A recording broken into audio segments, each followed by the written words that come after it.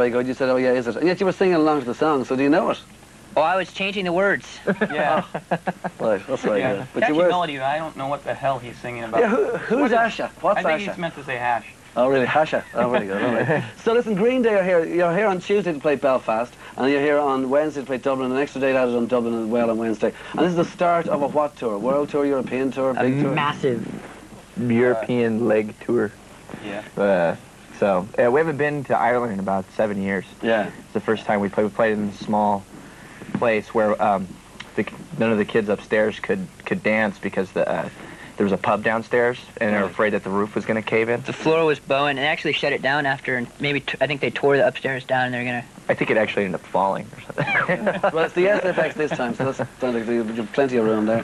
What about the album itself? I mean, Nimrod, the album, right? What do you do when you do that? Do you just go in and sort of do it in the studio or whatever, or do you do it to make sure that you get it on acoustic sort of first and make sure the songs can stand on their own 2 feet and that kind of thing? Most of the tunes are written on acoustic guitars in general, just for ideas and stuff. And I think, you know, any good song, no matter what it is, you know, the melody can be played on acoustic guitar. Yeah. You know, but they're written to be good songs before you take them in the studio, and then you just pound them out through your amps. Yeah. I mean, this is number 5. Dookie was number 3, and that was the big one in terms of breakthrough or whatever. No, Dookie's number 2. Sorry, I get it. For a second I thought it was. Okay, so Dookie's number 3. So what happens about it? I mean, like, were you ready for it when it happened? 15 million sales or whatever it is, 12 million sales. Were you ready for that when it happened? I think you're ready as anybody could ever be, you know. Yeah. You just kind of go up and play, don't whine about it, and just I was try absolutely ready. I was waiting.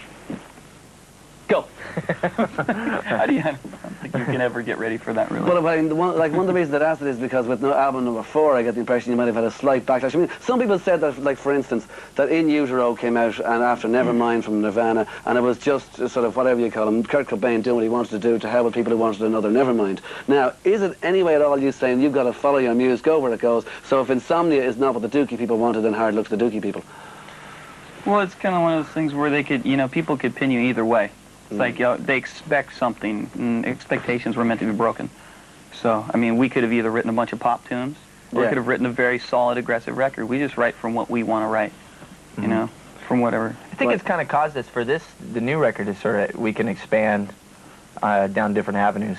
Because, you know, I think we could have written more songs like, you know, Basket Case and When I Come Around for the last record, but I think we didn't really want to try to repeat it and make, you know, part 2 or anything like that. And then now what we did is sort of built like a very strong foundation for ourselves, where on this record we can go, we did anything we wanted to, really. But Billy Joe, I mean, like, the thing about it is that the songs would strike me as being possibly kind of autobiographical. Oh, yeah. Yeah? So first person you, we're talking you here, yeah? Yeah. Okay, so what about that, like, for instance, there's a suicide song on the album, sort of, in up to, I mean, who's that about, or what's that about? Where does that come from? It's, you know, I mean, our songs are, you know, that's when people look at songs, they look at when people's songs and they think of it, that's what their entire life is like. Yeah. You know, where it's like, it's basically one specific bad day, you know, and that's sort of what Uptight, the song you're talking about, is kind of about. You know, it has that sort of, you know, it's more just longing to be heard or something. Yeah, you know? right, exactly. Okay. Well then, was it longing to be heard that made you say, this band is going to break up if we continue this tour. We've got to call off these last dates of this American tour from Insomnia now, otherwise we're all going to kill each other. And that's how you're back together for Nimrod. And if you'd finished that gig, if you finished that tour, you may not, 3 of you, be here now. Yeah, I think we're just getting bored with touring, you know. I think to prolong the band and stick out, what Green Day is really about is music. You know, you take it all away, and we're about music, and we just wanted to get back to the writing process.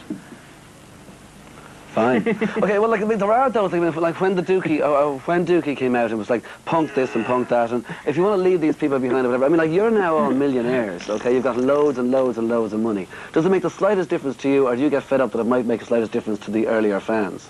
That, like, you know, you're selling out, or you're not your roots, or whatever this is? I don't even know what that term means, really. I mean, what does it mean? Like, there's no tickets left to the gig? Exactly, yeah, okay, point, okay, that's the answer. Well done, Trey. Yeah, no, that is definitely the answer. But I mean, like, you have to grow up a little bit as well and do whatever. You have to be honest to who you are, right? You can't, like, just go and change, you know, change up every album what you are, what you're about. Yeah. You know, we've been around for too long. Yeah. Other than my swimming pool filled with gold and diamonds, you know, Other than I'm that. pretty much the same guy.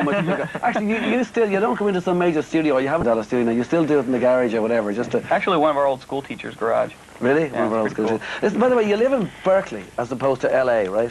That's right. Isn't that where you're from? Yeah.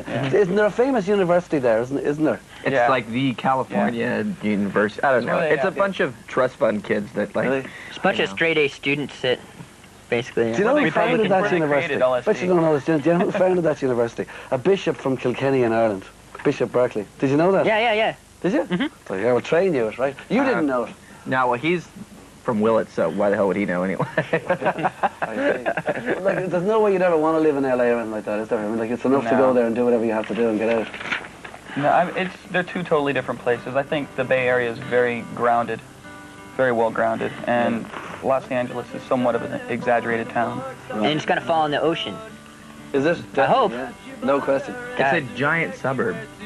Giant cesspool.